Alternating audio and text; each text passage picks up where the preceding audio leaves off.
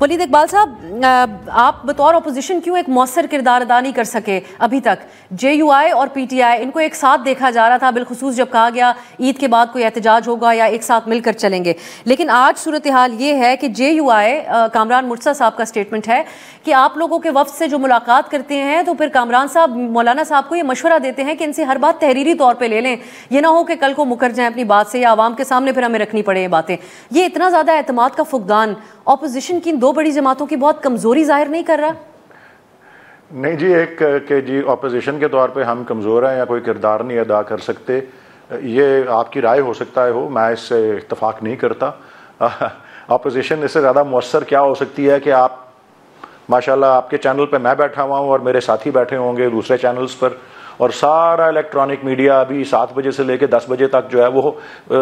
80% جو گفتگو ہو رہی ہوگی وہ پی ٹی آئی اور عمران خان کی ہی ہو رہی ہوگی۔ سر گفتگو اپوزیشن ٹی وی پروگرامز کے ذریعے، ٹویٹر کے ذریعے صرف تو نہیں کی جاتی۔ میں اس پہ مناظرہ نہیں کرنا چاہتا، میں آپ کو صرف کہہ رہا ہوں کہ میں آپ کی رائے سے اس پہ اختلاف کرتا ہوں، اور میں ایک بات کو مکمل کرنا چاہ رہا ہوں کہ گورنمنٹ کی سیریسنس کنسنسس بلڈنگ کی جو ہے وہ صرف چلیں جی کون اجلاس میں شریک ہوا کون نہیں ہوا وہ ایک الگ بات ہے،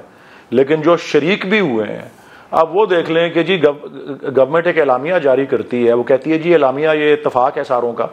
وہ 24 گھنٹے کے اندر اندر 2 پارٹیاں جو وہاں موجود ہیں جے یو آئی ایف اور اے این پی کو علیحدہ وضاحت دینی پڑتی ہے کہ جی ہمیں کامران مرتضیٰ صاحب کی آپ بات کر رہی ہیں، ان کو اعلامیہ دکھایا ہی نہیں، وہ کہتے ہیں ہمارا نام سے منسوب کر کے وہ کہتے ہیں کہ جی اعلامیہ جاری کر دیا اور ہمیں دکھایا تک نہیں۔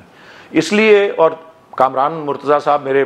بڑے بھائیوں کی طرح ہیں، میرے سینٹ میں بھی کالیگ رہے ہیں، پروفیشن میں بھی کالیگ ہیں، وہ وکیل ہیں، اور ظاہر ہے وہ تو ویسے ہی سمجھتے ہیں کہ جی وہ چیزوں کو تحریر کر لینا چاہیے۔ مولانا صاحب کا اپنا تجربہ ماضی میں دیکھیں نا، وہ پی ڈی ایم کو بھی لیڈ وہ کر رہے تھے، اس کے سربراہ تھے، لیکن پھر وہ ان کو جو بھی بعد میں ہوا ان کو ہائی اینڈ ڈرائی چھوڑ دیا گیا، تو وہ محسوس کرتے ہیں کہ ان کو کوئی ضروری نہیں ہے کہ وہ پی ٹی آئی کے اندر ان کا کوئی اعتماد کا فقدان ہو، وہ ویسے ہی ان کا تجربہ اس طرح کا رہا ہے سیاسی جماعتوں کے ساتھ، دیگر کے ساتھ، کہ ان کو کچھ مطلب اگر میں انگریزی کا کوئی لفظ استعمال کر سکوں، ان کو لگا کہ ان کو شارٹ چینج کر دیا گیا ہے۔ تو وہ اچھی بات ہے جی، تحریری طور پہ کر لیں، میں تو خود وکیل ہوں، میں بھی سمجھتا ہوں کر لینا چاہیے، اور دوسری بات یہ ہے کہ ہمارا دین بھی کہتا ہے وہ لکھنا سنت ہے، ہر چیز کو لکھ لیں، اچھی بات ہے، لیکن ہمارا اسد کیسر صاحب لیڈ کر رہے ہیں جے یو آئی کے ساتھ جو ہیں ڈسکشنز، اور این ممکن ہے، اور انشاءاللہ بڑا گرینڈ اپوزیشن الائنس ہوگا، اور اگر نہیں بھی ہوتا تو جس طرح طاہر القادری صاحب اور ہم کزنز کی طرح نکلے تھے، کزنز کی طرح بھی نکل سکتے ہیں، کیونکہ مولانا کہہ چکے ہیں کہ وہ خود بھی کرنا چاہتے ہیں آن ہز اون بھی۔ وہ چلے ولی صاحب، اتنی محتاط بات کرتے ہوئے بھی آپ لوگ مولانا صاحب پہ طنز کر دیتے ہیں، اور یہی ہمیں سب سے بڑی وجہ نظر آتی ہے ان کے اعتماد کے فقدان کی۔ ڈاکٹر صاحب، اپوزیشن ٹاک شوز میں سوشل میڈیا کے اوپر متحرک رہ کے اوورسیز احتجاج کر کے یہ ایک مؤثر طریقہ ہے، یا پھر یہ کیونکہ پی ٹی آئی صرف یہی کر کے ہمیں مطمئن نظر آ رہی ہے، یا پھر ان کی جو اتنی بڑی جماعت جس کو ابھی آپ نے ایکسپلین کیا ایک بہت بڑی جماعت کے طور پہ، ان کے اپنے تضادات ہی حکومت کو مزید مضبوط بنا رہے ہیں؟ جی اصل میں بات یہ ہے کہ اگر ہم 2024 کے الیکشن کو سامنے رکھیں اور اس کے اندر جو مینڈیٹ جس طریقے سے فلاؤٹ ہوا ہے اور جس طریقے سے یہ گورنمنٹ بنی ہے، this government suffers with a huge question of legitimacy, اس میں تو کوئی شک ہی نہیں ہے۔ اچھا، اب ایک طرف یہ ہے، دوسری طرف ایک بہت بڑی پولیٹیکل پارٹی ہے پی ٹی آئی، اور میرا یہ خیال ہے کہ اس وقت being the largest voice of people in Pakistan، P T I کے اوپر بھی بہت بڑی ذمہ داری عائد ہوتی ہے کہ they need to put their house in order۔ ان کو اپنے جو فیصلے ہیں وہ بڑے سوچ سمجھ کے لانگ ٹرم میں ملکی مفاد میں کرنے کی ضرورت ہے، اور لوگوں کے اندر اس اعتماد کو بحال کرنے کی ضرورت ہے کہ وہ واقعی ان کو ریپرزینٹ کرتے ہیں، اور ان کی سیاست صرف اس حد تک محدود نہیں ہے کہ ان کا چونکہ لیڈر جیل میں ہے تو ہر چیز جو ہے اس کے اوپر وہ کمپرومائز کرنے کے لیے تیار ہے کہ جب تک یہ نہیں ہوتا۔ تو میرا یہ خیال ہے کہ ہم سب کو اکراس دا بورڈ، آپ نے الائنس کی بات کی تھی، الائنس میں بھی یہی ڈسکشن چل رہی ہے اس وقت کہ وقت آ گیا ہے پاکستان کے اندر کہ تمام پولیٹیکل، ہم اسٹیبلشمنٹ کرتے رہتے ہیں نا، ہمیں اب اپنے گریبان میں بھی جھانکنے کی ضرورت ہے تمام پولیٹیکل پارٹیز کو، کہ جب تک وہ اپنا ہاؤس ان آرڈر نہیں کریں گی، ایک واقعی ملکی سطح کے اوپر اس کے مفاد میں نہیں سوچوں گی، لوگوں کے مفاد میں نہیں سوچیں گے، اور آپس میں منیمم ایجنڈا، اور منیمم ایجنڈا کیا ہے؟ آئین کی بالادستی. ٹھیک ہے، ہم کانسٹیٹیوشن کو تو امپلیمنٹ کریں نا، اور کانسٹیٹیوشن کو اگر ہم امپلیمنٹ کریں تو وہ تمام مسائل جن کے بارے میں ہم سب بڑے متفکر رہتے ہیں کہ اسٹیبلشمنٹ اور ان کا رول، وہ بھی اس سے حل ہو جاتا ہے. ہمارے جو چھوٹے صوبوں کے اندر جو افراتفری ہے، جو دہشت گردی ہے اور جو مایوسی ہے، وہ بھی اس سے حل ہوتی ہے، کیونکہ وہ آپ کا ایک فاؤنڈیشن ہے کہ جس کے اوپر آپ کا سوشل کانٹریکٹ ہوتا ہے اور جس کے تحت تمام قوانین بنتے ہیں. اور ہم ان سب چیزوں کو اپنی حکومتوں کو طول دینے کے لیے اور ان کو مستحکم کرنے کے لیے وہ استحکام جو ان کو ووٹ کے ذریعے نہیں ملا، وہ غلط قانون سازی کے ذریعے ہم کر رہے ہیں. تو اس وقت یہ بڑا ایک سیریس کویسچن ہے، اور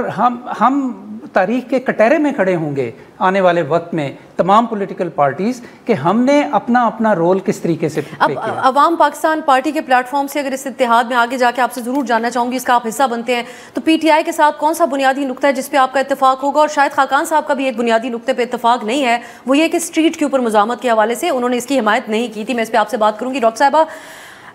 اب اختر مینگل صاحب کی بات کریں گے. پی ڈی ایم کے دوران پھر اس کے بعد میاں صاحبان، شہباز شریف صاحب بطور پرائم منسٹر اپنی تقریر کرتے تھے، یا میاں نواز شریف صاحب، دونوں کی جو الفاظ تھے ان کو اختر جان مینگل صاحب کہہ کے بڑی محبت سے مخاطب کرنا، اپنی تقریر میں اولین نمبر کے اوپر ان کا نام رکھنا، بلوچستان کے مسئلے کے اوپر بات کرنا. لیکن اب بالکل وہ نا امید ہو چکے ہیں اختر مینگل صاحب پارلیمانی نظام سے. اب انہوں نے کہا یہ معاملات، بلکہ ان کا یہ ٹویٹ تھا کہ ہم سب کے ہاتھوں سے نکل چکے ہیں. آج وہ احتجاج کرنے جا رہے ہیں ان خواتین ایکٹیوسٹ کے حوالے سے جن کو کراچی میں اریسٹ کیا گیا. سو ان کا اور مولانا صاحب کا مطالبہ تھا کہ میاں نواز شریف صاحب کو رول ادا کرے. اگر اب اس کمفرٹ زون کے اندر جہاں وفاق میں بھی ان کی حکومت ہے پنجاب میں، ابھی وہ بات نہیں کر رہے، تو اس کے پیچھے کیا مصلحت ہو سکتی ہے؟ دیکھیے، اس وقت میاں نواز شریف صاحب کی ہدایات کے مطابق ہی سارا نظام چل رہا ہے. ٹھیک ہے، جو پرائم منسٹر صاحب ہیں یا چیف منسٹر صاحبہ ہیں، وہ بھی اگر جو بھی بات کرتی ہیں وہ انہی کی ہدایات کے مطابق کرتی ہیں. بلوچستان میں صورتحال واقعی بہت بگڑی ہوئی ہے، ہم سب کو پتہ ہے، اور اس کے اندر انڈیا کا ہاتھ ہے، را کا ہاتھ ہے. وہاں پہ یہ فنڈنگ ہو رہی ہے، یہ دس از ویری کلیئر. اور اس صورتحال سے نمٹنا جو ہے اس وقت سب سے ہمارے لیے اہم یہ بات ہے. اس پہ تو میاں صاحب کو فوراً اختر مینگل صاحب سے ملاقات کر لینی چاہیے. بالکل ہو سکتا ہے کہ وہ کریں، اور اگر کوئی اس طرح کی صورتحال نکلتی ہوگی، اگر کوئی اس طرح کی بات بنتی ہوگی، تو میاں نواز شریف صاحب is the first person who will come to the fore. اور جو ملک کے لیے یا ملک کی سلامتی کے لیے کوئی بھی اگر ان کو قدم ایسا لگے کہ ان کے قدم سے بہتری آ سکتی ہے یا ایک آگے چلا جا سکتا ہے، تو وہ بالکل کریں گے. یہ چیزیں ساتھ ساتھ چل رہی ہوتی ہیں. ضروری نہیں ہوتا کہ ہر چیز پردے کے آگے ہی ہو، پردے کے پیچھے بھی کئی چیزیں چل رہی ہوتی ہیں جو کہ انشاءاللہ تعالی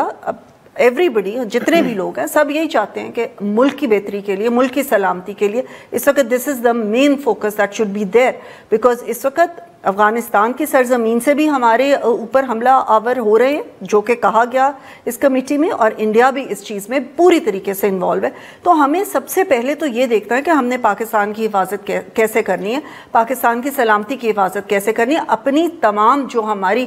سیاسی مفادات ہیں ان کو تو پیچھے کر دینا چاہیے.